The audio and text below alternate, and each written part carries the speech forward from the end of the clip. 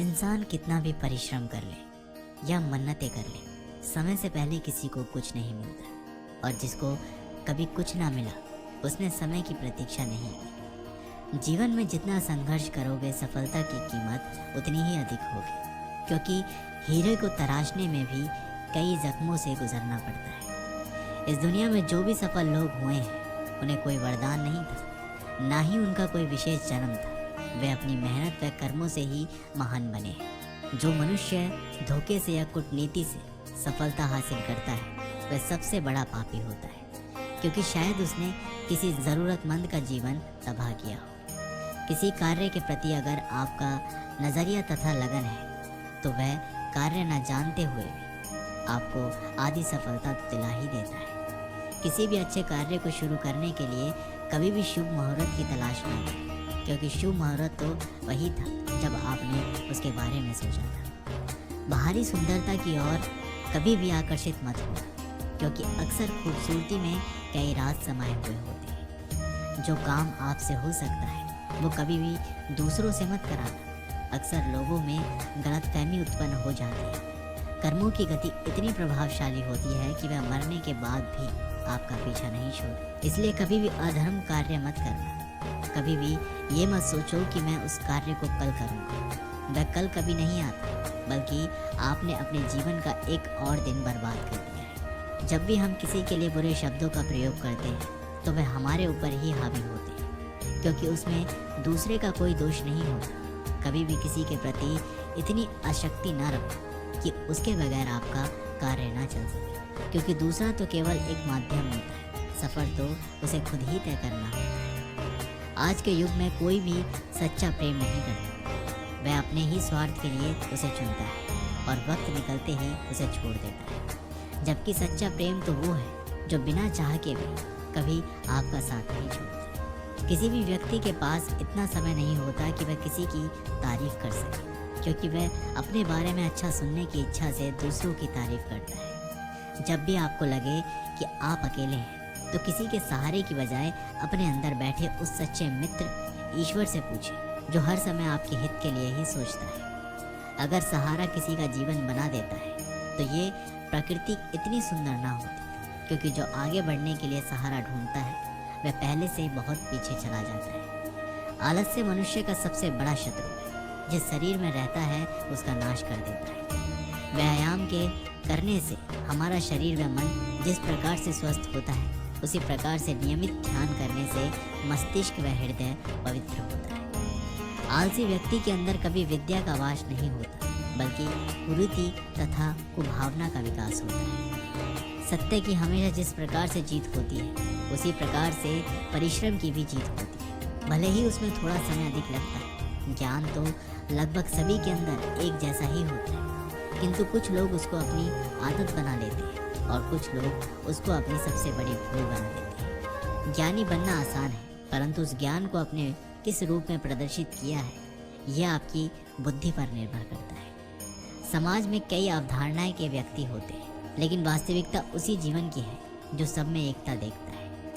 धर्म कभी भी ये सलाह नहीं देता कि तुम अपने धर्म को श्रेष्ठता प्रदान करने में ही पूरा जीवन लगा दो, बल्कि ये बात महत्वपूर्ण है कि आपने अपने धर्म के अनुसार ऐसा क्या कार्य किया है कि दुनिया को संदेश पहुंचाओ। कोई रोटी को जीवन बना देता है तो कोई उस रोटी के लिए जीवन गुजार देता है। ये ईश्वर हर किसी की भूख तो मिटा ही देता है। अफसोस जिनकी भूख दूसरों को सताने में हो, आखिर उनकी भूख कौन मिटा सकता है। मनुष्य का हृदय भी एक नदी की तरह है, जब तक गतिशील है वह पवित्र और निर्मल है। अफसोस की समुद्र रूपी जंजाल में गिरते ही हर हृदय न जाने क्यों रसहीन बन जाता है। खूबसूरती भी एक माया बंधन है जो कठोर हृदय में भी उमंग जगा देता है। नफरत तो तब भी होती है जब वह शख्स ददरगी पे उतर आता है। जज्बा वह शक्ति है जो मनुष्य को सीखने के लिए प्रेरित करती है। मनुष्य सफल हो ना हो, लेकिन वह जीवन का तजुर्बा जरूर सीख लेता है। समय मनुष्य को हकीकत की पहचान कराता है, और कौन अपना है और कौन पराया है ये वक्त महसूस करा देता है। वरना जब तक आपके पास शोहरत है सब आपके मित्र हैं, लेकिन पास कुछ ना हो तो वह बंजर भूमि की तरह हो जाता है। आपका सच्चा मित्र आपकी परछाई है जो वक्त बेवक्त आपका साथ नहीं छोड़ती। वरना कुछ पल के दोस्त तो हजारों बन जाते हैं। जिस चीज़ को सीखने में सालों लग जाते हैं, दरअसल ठेस लगने के बाद इंसान उसे जल्दी सीख लेता है। मनुष्य जैसा सोचता है वैसा ही वह बन जाता है। दरअसल वह उस व्यक्ति के मनोवेग से निकलता है और वही उस व्यक्ति के बारे में सही जानकारी रखता है। हम सभी व्यक्ति को अपना काम बड़ी निष्ठा और निस्वार्थ भावना से करना चाहिए। गीता में भी भगवान श्री कृष्ण ने कहा है कि कर्म करो लेकिन फल की चिंता मत करो, क्योंकि कर्म ही व्यक्ति के अधिकार में है, उसका फल नहीं। कई बार हम परिस्थितियों के कारण या फिर भावनाओं में बहकर कुछ ऐसे फैसले कर देते हैं जिससे हमारा कर्म प्रभावित होता है। आपको कर्म क्यों करना चाहिए?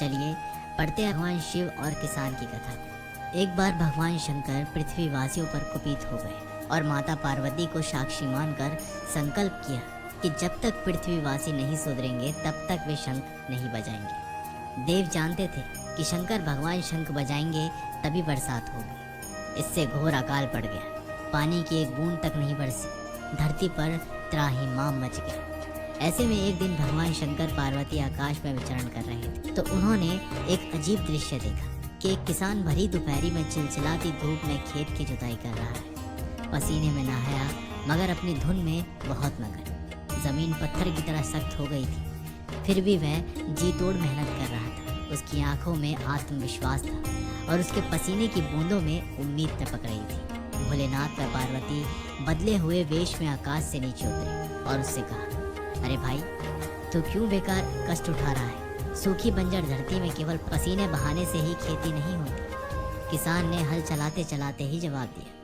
हाँ बिल्कुल ठीक कह रहे हैं श्रीमान, मगर हल चलाने का गुण भूल ना जाऊं, इसलिए मैं हर साल पूरी लगन के साथ जुताई करता हूँ। जुताई करना भूल गया तो केवल वर्षा से खेती हो सकेगी क्या?